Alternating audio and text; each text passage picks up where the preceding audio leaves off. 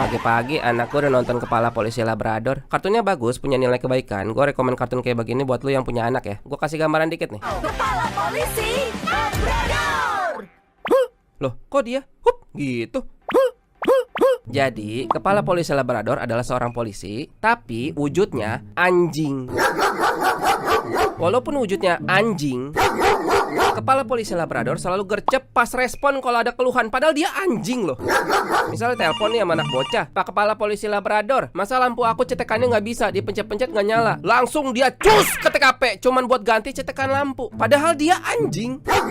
Dan yang paling menarik dari yang paling menarik, Kepala Polisi Labrador nggak pernah minta bayaran. Lah, padahal dia anjing. Serius, dia anjing. Lu cari aja di YouTube coba. Bagi Kepala Polisi Labrador, polisi dalam wujud anjing ini, menurut dia, tugas dia adalah melindungi dan mengayomi masyarakat. Dia dedikasikan diri dia untuk itu. Bukan supaya dipandang sama saudara, biar bisa dipamerin sama orang tua. Itu bagi Kepala Polisi Labrador itu goblok banget itu. Masa anjing aja bisa ngomong gitu ya, padahal anjing. Terus bukan supaya duit haramnya banyak, apalagi itu. Mending gua gorok leher gua daripada makan duit haram. Anjing bisa ngomong begitu loh.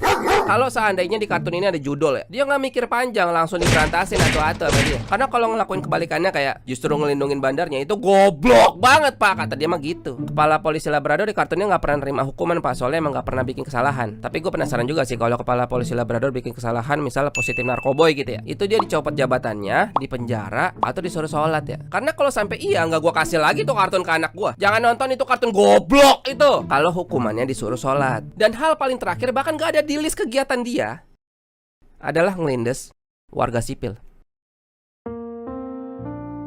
Karena ngelindes warga sipil itu biadab, lebih jahat daripada iblis, lebih rendah daripada anjing.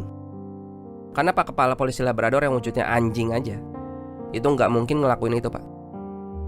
Kalau bapak nggak bisa belajar dari manusia atau belajar dari agama, bapak belajar sama anjing aja dah. Pilihan bapak ada dua nih.